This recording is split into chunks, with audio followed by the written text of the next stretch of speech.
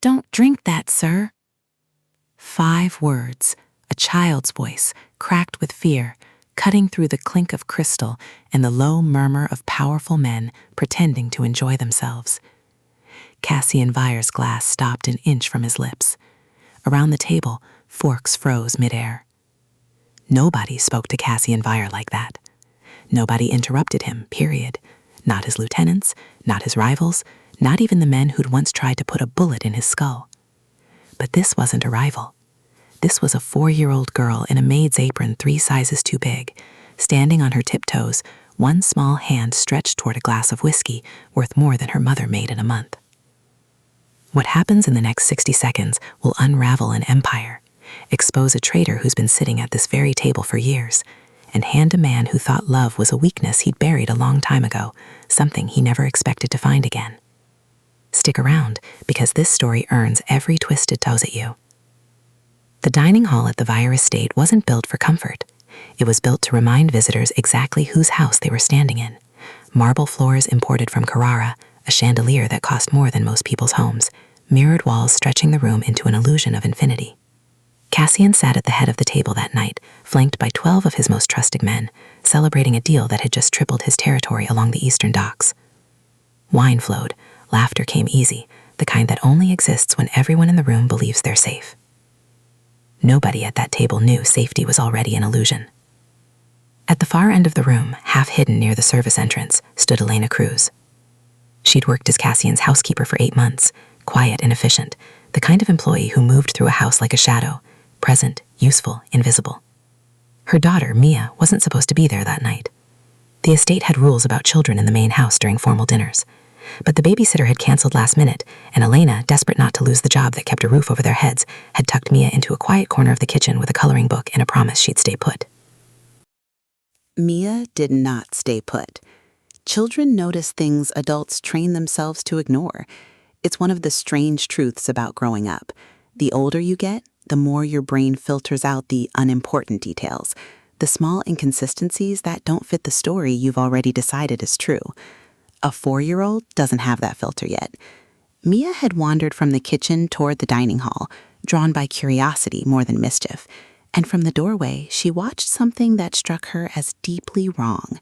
She'd seen a man, tall, sharp-suited, the same man who always stood just behind Cassian's right shoulder during dinners, dip something small into a glass before setting it down in front of the head of the table.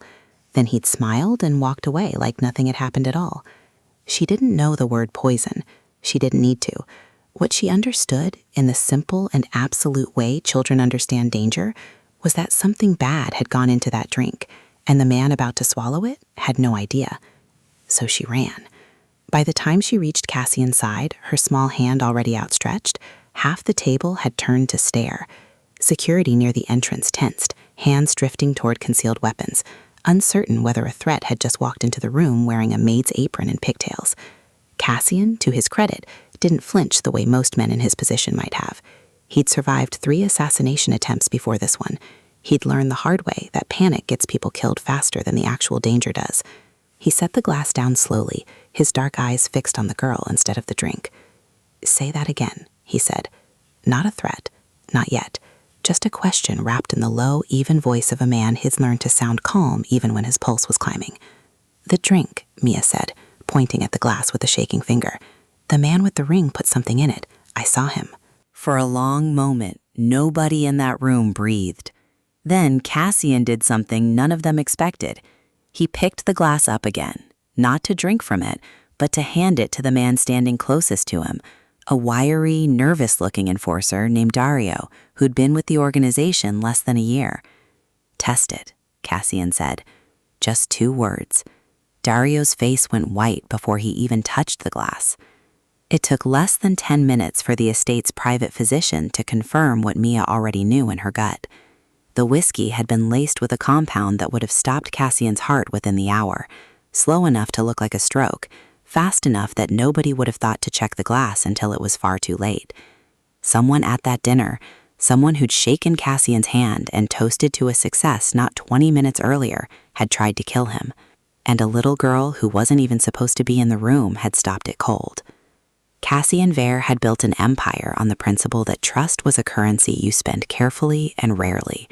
That night, sitting in the wreckage of a dinner that had nearly become his last, he found himself staring at a child who trusted her own instincts enough to walk straight into the middle of the most dangerous room in the city, and he couldn't stop thinking about what that meant.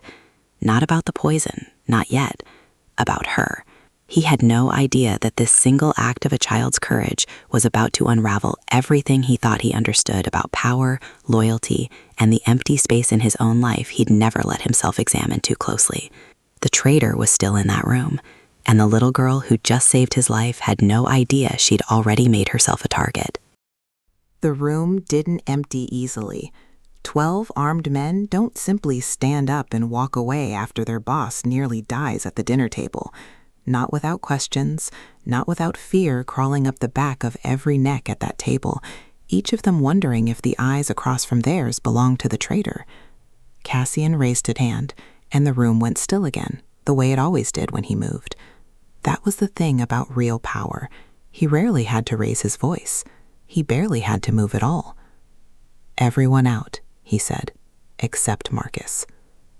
Marcus Quan had been Cassian's head of security for 6 years, a broad-shouldered man with a scar along his jaw from a knife fight he never talked about. He stepped forward while the rest of the table rose, chairs scraping against marble, voices low and tense as they filed toward the exits. Nobody looked at anybody else. That was its own kind of confession, the way guilty men avoid eye contact, and innocent men do exactly the same thing because they're terrified of looking guilty by accident. Elena had already crossed the room by then, half running, scooping Mia into her arms with the kind of fierce, trembling grip that only a mother who nearly lost everything can manage. "I am so sorry," she said over and over, first to Cassian, then to the room, then to nobody at all. "She wasn't supposed to be in here. We'll leave immediately, sir. I understand if you—" "Stop." Cassian's voice wasn't sharp. If anything, it was quieter than before. "Your daughter just saved my life." Elena's mouth opened, then closed again. She looked down at Mia, who was watching Cassian with the unfiltered curiosity only small children still carry. No fear in her eyes anymore, just fascination, like she'd just watched a dragon turn out to be friendly. "I want to know how she knew," Cassian said. "Not tomorrow, not after the investigation, right now." So Mia told him. In the fractured, looping way children tell stories, jumping backward to add details she'd forgotten, circling around to the same point 3 times because she wasn't sure if she'd said it right the first time. She described the man with the silver ring who'd leaned over Cassian's glass 20 minutes before the toast. She hadn't thought much of it at the time. Adults did strange things at dinners, dropped things in cups, whispered to each other, laughed at jokes she didn't understand. But something about the way he'd looked around first, quick, careful, checking who was watching, had stuck with her. "He looked like my cousin does when he takes cookies he's not supposed to," she said. "Sneaky." Marcus was already pulling up the seating chart on his phone, cross-referencing who'd been standing near Cassian's chair in that window of time. 3 names. One of them made Marcus's jaw tighten in a way Cassian noticed immediately. "Say it," Cassian said. "Reyes," Marcus said quietly. "Thomas Reyes." The name landed like a stone dropped into still water. Thomas Reyes wasn't just another lieutenant. He was the lieutenant, Cassian's second, his right hand for nearly a decade, the man who'd stood beside him through 2 wars with rival families and countless quiet negotiations that had kept the peace since. If Thomas Reyes had poisoned that drink, it meant the betrayal hadn't come from outside the organization. It had come from the very center of it. Cassian didn't say anything for a long moment. He looked at the empty glass on the table, at the dark liquid that had nearly ended him, and then back at the small girl still wrapped in her mother's arms. "Don't act on this yet," he told Marcus. "I want proof before I move against him. If we're wrong, it costs us everything. If we're right and we move too soon, he'll run. Or worse, he'll have people ready to move the moment he feels cornered." It was the kind of caution that had kept Cassian alive this long. Feel everything. Show nothing.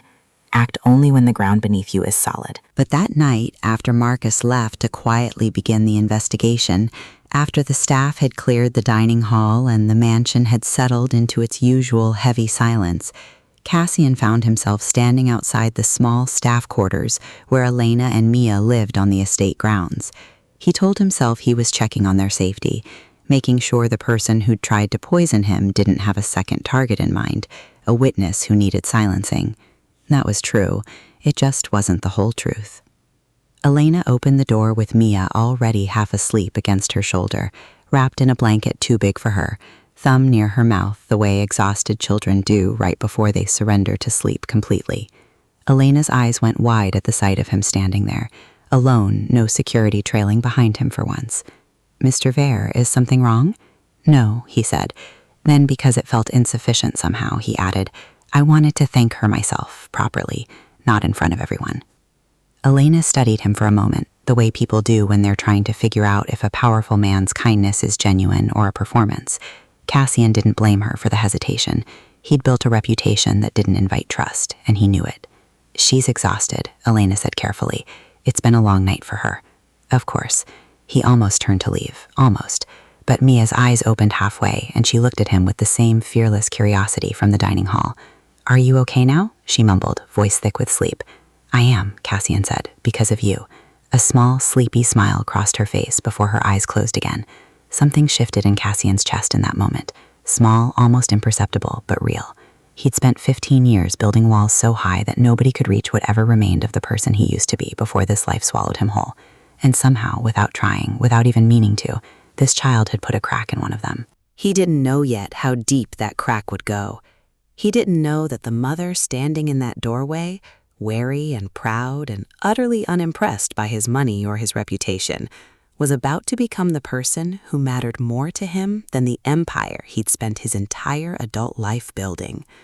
He only knew, walking back across the dark lawn toward the main house, that for the first time in years, he wasn't thinking about Tomas Reyes or the traitor still hiding somewhere inside his organization. He was thinking about a little girl's sleepy smile and the mother who'd raised her to be brave enough to run toward danger instead of away from it. Grief has a way of announcing itself slowly in men like Cassian Vare. He didn't wake up the next morning feeling different. He woke up the way he always did, early, alert, already running through the day's obligations before his feet hit the floor. But somewhere between his first cup of coffee and the security briefing Marcus delivered at 7 sharp, he caught himself glancing toward the window that looked out over the staff quarters. He didn't examine why. Men who examine every impulse too closely tend to talk themselves out of the ones that matter. Marcus's report didn't offer much yet. Tomas Reyes had been quiet since the dinner, behaving exactly as he always did, sharp, efficient, present at every meeting, offering no hint that anything had shifted. That, more than anything else, worried Cassian. A guilty man who panics is easy to catch. A guilty man who doesn't flinch at all is either innocent or he's better at this than anyone gave him credit for. "Keep watching him," Cassian said, quietly. "I don't want him spooked before we have something solid." "And the girl?" Marcus asked. "Word's already moving through the house. People know she's the reason you're still breathing." Cassian considered that for a moment. In an organization built on fear and leverage, information like that was dangerous currency. If people knew a 4-year-old had exposed an assassination attempt, some would see her as a hero. Others would see her as a loose thread, a witness who could identify the man behind it, a liability someone might decide was safer removed. "Double the detail on the staff quarters," he said. "Nobody goes near them without my knowledge." That was the excuse he gave himself for what happened over the following weeks. Security, due diligence, a man protecting a witness to a crime against him. It was a reasonable explanation, and it even had the benefit of being true. It just wasn't the only reason he kept finding himself near the East Garden in the late afternoons, right around the time Mia liked to chase the koi in the reflecting pond while her mother finished her shift. The first few times he told himself it was coincidence. By the 4th time, even he couldn't pretend anymore. "You're not very good at hiding," Mia announced one afternoon, planting herself directly in front of his chair on the garden terrace like she owned the place. She had a smudge of chocolate on her chin and a fistful of dandelions she'd apparently declared to be flowers worth collecting. "You keep watching us." "I'm making sure you're safe," Cassian said. "That's what grown-ups say when they actually just want to talk to someone," Mia said, with the devastating honesty only small children seem capable of. She held out the dandelions. "You can have one, but only one because the rest are for Mama." He took the dandelion. He had negotiated multi-million-dollar territory disputes without blinking, had stared down men holding guns to his chest without a flicker of fear crossing his face, and yet he found himself oddly moved by the seriousness with which this child was rationing weeds. Over the following weeks, those afternoons became something close to a ritual, though neither of them called it that. Mia talked endlessly about everything, the way children do when they've decided someone is safe to talk to. She told him about the school she wished she could go to, the one with the big library her friend from the neighborhood attended, the one her mother couldn't quite afford on a housekeeper salary. She told him about her father, who'd left before she was old enough to remember his face, and how her mother worked 2 jobs some weeks just to make sure Mia never noticed anything was missing. "She thinks I don't notice when she's tired," Mia said one afternoon, peeking at the grass with the particular solemnity of a 4-year-old delivering devastating truths. "But I do. She cries sometimes when she thinks I'm asleep." Cassian said nothing to that. He didn't trust his voice not to give something away. It was through those conversations, piece by piece, that he began to understand who Elena Cruz really was. Not the quiet, efficient housekeeper who kept her head down and did her job well, but a woman who'd been fighting a war of her own for years, alone, without the luxury of an empire or a private army or endless resources to fall back on. She'd worked 3 different jobs before landing the position at the estate. She'd walked away from a marriage that had turned dangerous rather than stay somewhere that put her daughter at risk. She asked for nothing beyond what she'd earned, and she seemed almost suspicious of kindness when it came from anyone with money or power, as though she'd learned the hard way that such kindness usually came with a price tag attached. Cassian understood that suspicion better than most people could. He'd spent his entire adult life learning to read the angles behind every act of generosity, every favor, every smile. It should have made him wary of a woman who guarded herself the same way. Instead, it made him respect her more than he'd expected to. Their first real conversation happened almost by accident, 3 weeks after the poisoning. Cassian had come to collect Mia for their now regular garden visit, only to find Elena there instead, sitting on the terrace steps with dark circles under her eyes and a stack of unpaid bills she clearly hadn't meant for anyone to see. "She's got a fever," Elena said before he could ask. "I kept her inside today. I'm sorry if that disrupts your—" She stopped herself, unsure exactly how to categorize whatever it was that had been happening between Cassian and her daughter these past weeks. "It's not a disruption," Cassian said. He sat down on the step beside her, close enough to see the bills she was trying to angle away from his view. Medical costs. A specialist she clearly couldn't afford. "Is she all right?" "She will be. It's just a cold. I worry too much." Elena laughed, but there wasn't much humor in it. "Comes with the job description. Single mother, works too much, worries constantly. It's a package deal. You don't have to do all of it alone," Cassian said, before he'd fully decided to say it. Elena looked at him then, really looked, the way she rarely allowed herself to look at the man who owned the house she worked in, the man whose reputation preceded him into every room he entered. "With respect, Mr. Vare, everyone in your position says something like that eventually, and it never means what it sounds like it means." It should have stung more than it did. Instead, Cassian found himself understanding exactly why she'd built that wall, and understanding, too, that tearing it down wasn't going to happen through grand gestures or promises. It was going to happen the same way Mia had gotten past his own walls. Slowly, honestly, one small moment at a time. "I'm not asking for anything," he said quietly. "I'm telling you that your daughter saved my life, and I intend to make sure neither of you ever has to worry about bills like that again. Not because I want something from you, because it's the right thing to do." Elena didn't answer right away. She folded the bills back into her pocket, her jaw tight, pride warring visibly with exhaustion. "I'll think about it," she finally said. It wasn't a yes, but it wasn't the flat refusal he'd half expected either. Neither of them noticed the figure watching from the upstairs window of the east wing. Tomas Reyes, arms crossed, jaw set, calculating exactly what this growing closeness between his boss and the housekeeper might mean for plans that had been years in the making. A poisoning attempt that had failed once wasn't the end of his ambitions. It was simply a setback. And now, watching Cassian soften in ways he'd never seen before, Reyes understood something valuable. His boss had found a weakness. and weaknesses in this line of work were meant to be exploited. Power doesn't tolerate change well. Cassian learned that lesson decades ago, but he was about to relearn it in a way that would test every alliance he'd built. It started small, the way these things always do. A comment here, a raised eyebrow there.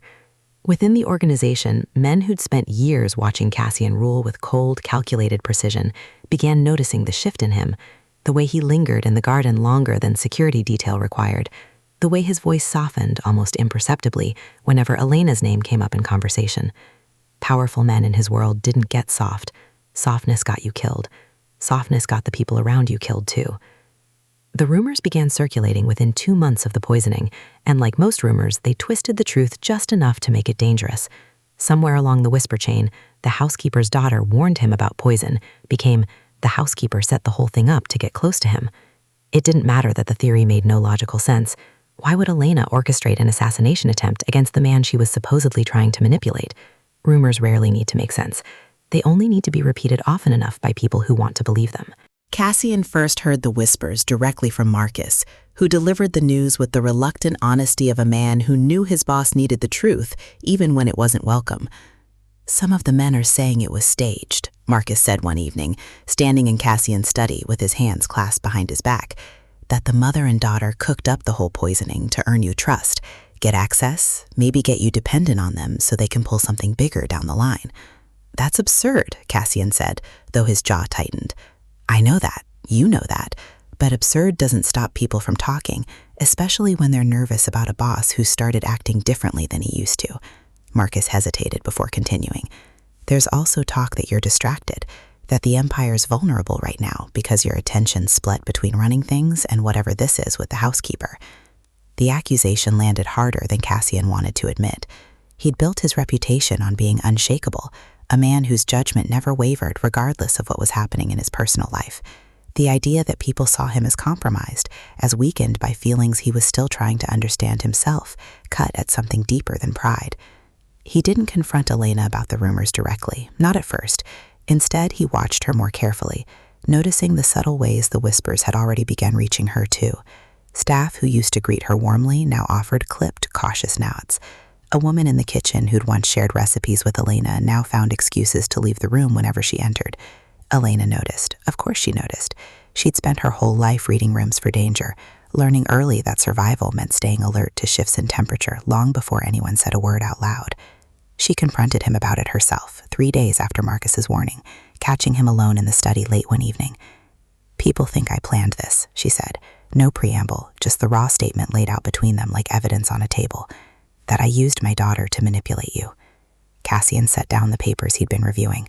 "I know." "You know?" Something flared in Elena's voice. Not quite anger, but close to it. Exhaustion mixed with a fear she'd clearly been carrying alone for days. "And you didn't think to tell me? Mr. Vare, I have a daughter to protect. If people in this house believe I orchestrated an assassination attempt," and Cassian understood that better than she probably realized. In his world, suspicion alone had gotten people killed before facts ever caught up to confirm or deny it. "Nobody touches you or Mia," Cassian said, his voice low and absolute. "I don't care what they believe. I know the truth, and that's the only thing that matters here." "With respect, that's not how your world works, is it?" Elena's voice cracked slightly, the exhaustion finally breaking through the careful composure she usually maintained. "You've told me yourself, appearances matter, loyalty matters. If your men believe I'm a threat to your judgment, that's a problem for you, whether the accusation is true or not." She was right, and they both knew it.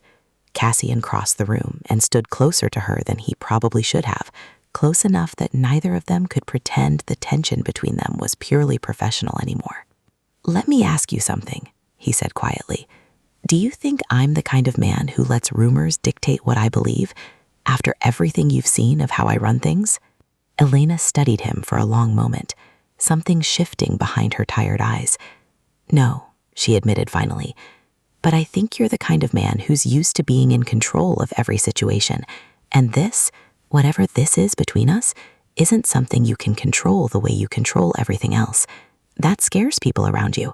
Maybe it scares you too." She wasn't wrong about that either. Cassian had spent 15 years mastering every variable in his world, learning to anticipate threats before they materialized, controlling outcomes through sheer force of will and careful planning. Elena Cruz was the first variable he couldn't fully predict or control, and instead of that terrifying him the way it should have, he found himself drawn deeper into the uncertainty of it. "I care about you," he said, the words coming out rougher than he intended, unpracticed in a way that surprised even him. "And I care about Mia. That's not manipulation on your part. That's just the truth, whether the men in this house believe it or not." The silence between them stretched long enough that Elena's breath caught, her guard slipping just enough for Cassian to see something raw and unguarded underneath it. "This is dangerous," she whispered, "for both of us, for Mia especially."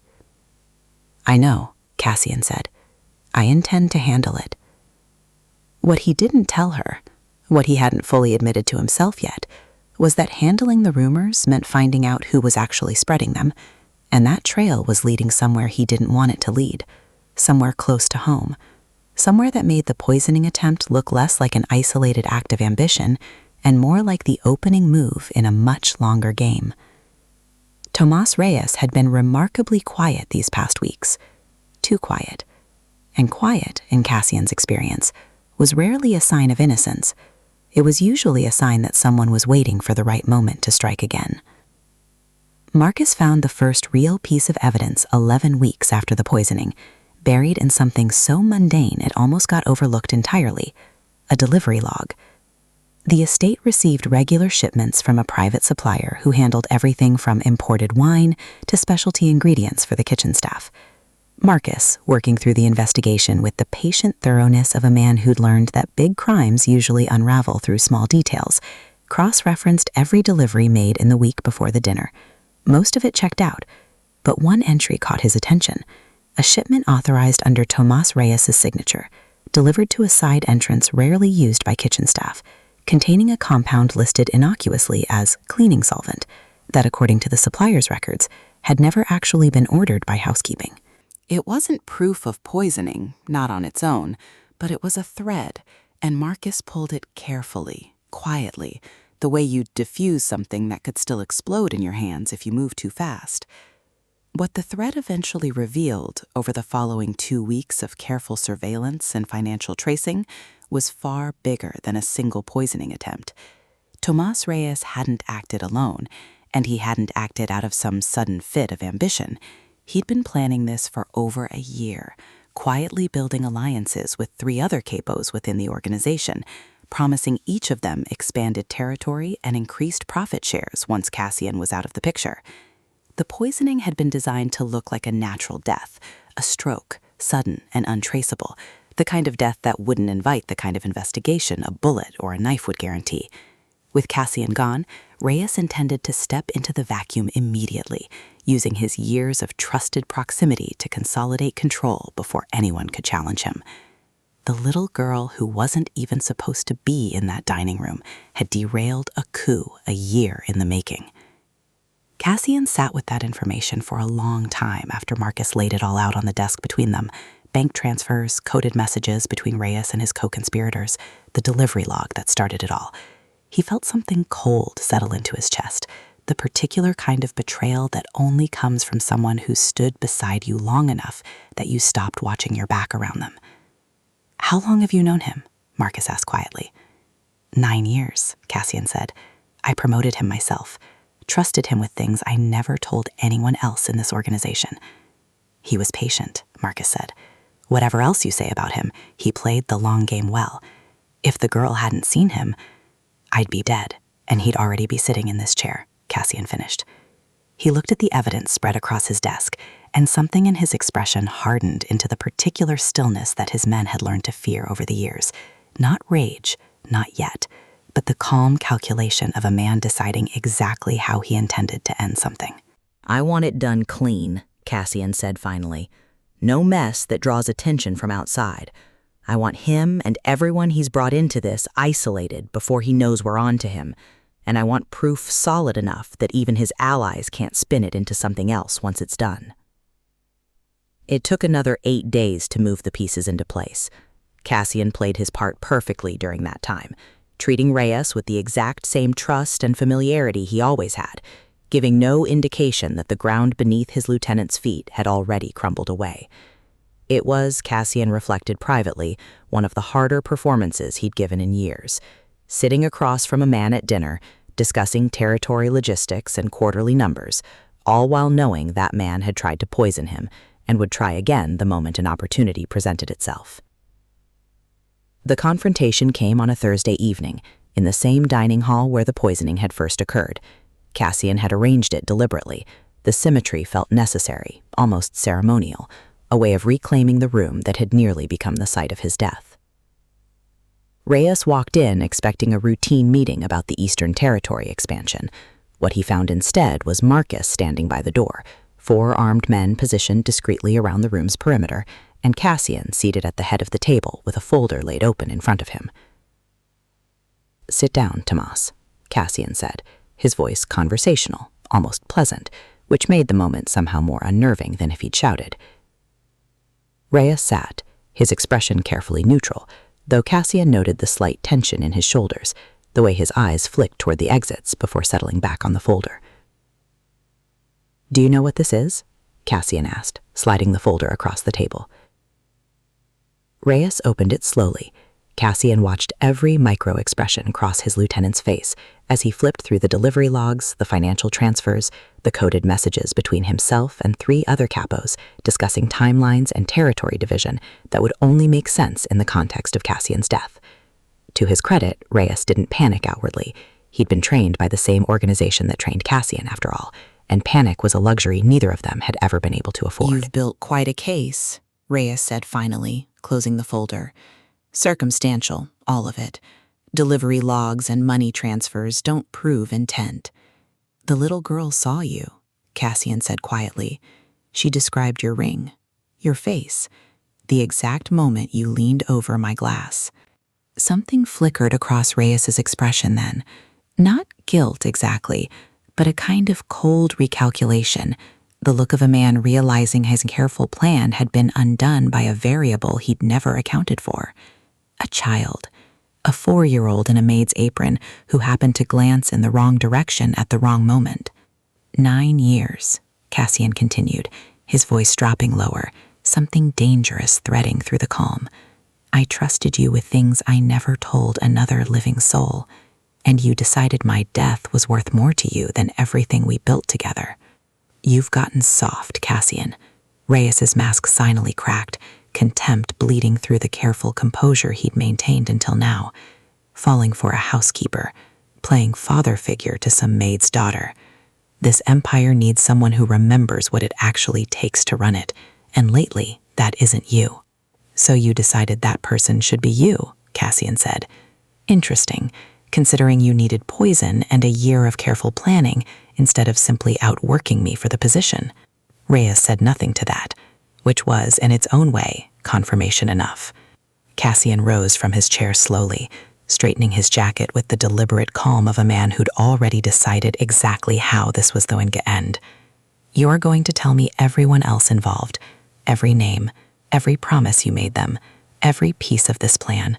And then Marcus is going to make sure the Eastern families understand exactly what happens to men who try to seize power through poison instead of earning it."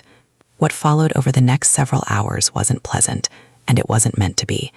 Cassian had built his reputation on being merciful when mercy served him and ruthless when ruthlessness was required, and betrayal of this magnitude required the latter. By dawn, the 3 co-conspiring capos had been quietly removed from power, their territories reabsorbed under Cassian's direct control, their loyalty to Reyes proving exactly as fragile as Cassian expected once faced with the full weight of what they'd risked.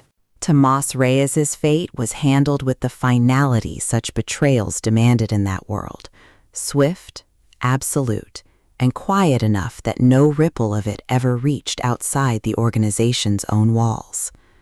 By the time the sun rose over the Vare estate that morning, the coup that had been a year in the making was over, undone entirely by the sharp eyes of a little girl who'd simply been in the wrong place at exactly the right time. Cassian stood on the terrace as morning light spread across the grounds, exhaustion settling into his bones in a way that had nothing to do with the physical hours he'd just spent. He thought about Elena, still asleep in the staff quarters, unaware that the threat hanging over her and her daughter had finally been eliminated. He thought about Mia, who'd unknowingly saved not just his life, but the stability of everything he'd built. For the first time in longer than he could remember, Cassian allowed himself to think about what came next, not in terms of territory or power or the endless calculations that had governed his entire adult life, but in terms of what he actually wanted for himself. And standing there in the quiet aftermath of everything that had nearly destroyed him, the answer felt clearer than it had any right to be. Tomas Reyes found out about Tomas Reyes 3 days later, not through gossip or rumor, but because Cassian sat her down himself and told her the truth, all of it, without softening the parts that revealed exactly how dangerous her position at the estate had actually been. "You should have told me sooner," she said, though there wasn't much anger left in her voice by that point, just the residual fear of a mother realizing how close disaster had come to her daughter without her ever fully understanding it. "I had a right to know Mia was in danger." "You did," Cassian admitted, "and you're right to be angry about that. I was trying to handle it before it could touch either of you. I should have trusted you with more from the start." It was, in its own way, the first time Cassian had admitted fault to anyone in years, and Elena noticed. Something in her posture softened, the careful distance she'd maintained since that first dinner beginning to close, just slightly, just enough. The weeks that followed unfolded slower than either of them expected, though neither of them minded the pace. Cassian began scaling back the parts of his empire that had always demanded the most from him: the territory disputes, the endless negotiations, the constant vigilance required to stay on top in a world built on suspicion and violence. He didn't walk away from it entirely. Men who'd built what he'd built rarely could. But he began delegating in ways he'd never allowed himself to before, trusting Marcus and a handful of newly promoted lieutenants with responsibilities he'd once insisted on handling personally. What he did with the time he reclaimed surprised even him. He learned Mia's school schedule. He started showing up to the small moments Elena had always managed alone, the parent evenings, the scraped knees, the bedtime stories that Mia insisted only sounded right in his low, serious voice, even when the story itself was about talking rabbits. Elena watched all of it happen slowly, cautiously, still half expecting the other shoe to drop the way it always had in her experience with powerful men. But it never did. Cassian never asked for anything in return for the kindness he offered. He simply kept showing up, kept being present in the unglamorous, ordinary moments that actually build a life, until one evening on the same terrace where their first real conversation had happened, Elena finally let her guard down completely. "I keep waiting for you to change," she admitted, sitting beside him as the sun set over the grounds, "for the version of you that runs an empire to show up and remind me why I should be careful." "That version of me still exists," Cassian said honestly. "I won't pretend otherwise. But he doesn't have to be the only version anymore. Not if I don't let him." "And Mia?" Elena asked. "What happens to her in all this?" Cassian turned to look at her, something unguarded and certain in his expression. She already changed everything before either of us figured out what was happening between us. I'd like the chance to be someone she can count on, not because I feel obligated, because I want to be. The wedding, when it happened 8 months later, was small and quiet by Cassian Vere's standards. No Eastern Territory allies, no elaborate displays of power designed to remind everyone who was in charge. Just Marcus standing beside Cassian as his best man, a handful of trusted staff who'd watched the whole story unfold from the sidelines, and Mia in a small white dress, insisting on carrying the rings herself, despite everyone's gentle suggestions that a pillow might be easier to manage. She didn't drop them. She held on tight the entire way down the aisle, the same fierce determination that had once sent her running toward a poisoned glass, now carrying something far gentler toward the two people who'd become her family. Cassian Vare never fully left the world he'd built. Some things, once constructed, can't simply be dismantled without consequences far beyond one man's personal happiness. But he built something else alongside it, a life with Elena and Mia that had nothing to do with power or fear, or the careful calculations that had defined every other relationship in his adult life. He became, in the years that followed, exactly what Mia had needed, without ever knowing she needed it. A father who showed up, who stayed, who chose them every single day, instead of simply inheriting them by circumstance. And it all started with 5 words from a little girl who wasn't even supposed to be in that room. Don't drink that, sir. Sometimes the people who save us aren't the ones we expect. Sometimes the smallest voice in the room turns out to be the one worth listening to most. Cassian Vare spent 15 years believing that strength meant control, that power meant never needing anyone. It took a 4-year-old's courage to show him he'd had it backwards the whole time. If this story hit you the way it hit me while putting it together, do me a favor and hit that like button. It genuinely helps this channel more than you think. And if you haven't subscribed yet, now's the time, because there are so many more stories like this one coming your way. Drop a comment and let me know where you're watching from tonight. I love seeing how far these stories travel, and I read every single one of them. Thank you for sticking with this one all the way to the end. I'll see you in the next story.